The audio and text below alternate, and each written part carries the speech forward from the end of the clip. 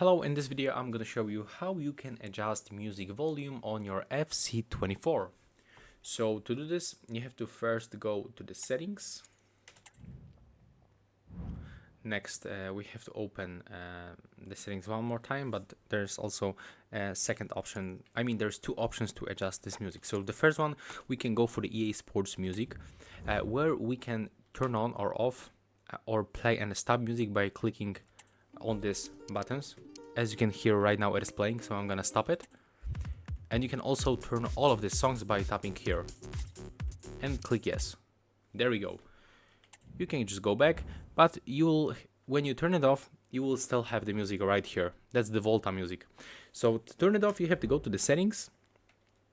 There we have to go to the game settings, and we have to go for the audio settings. And right here, when you keep scrolling, you will find, this Volta music across all menus.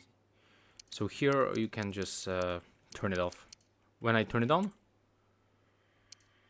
you can hear the sound.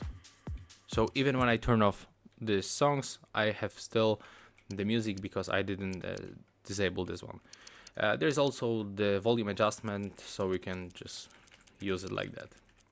And that's all basically. So that's all for this video. Hope you like it.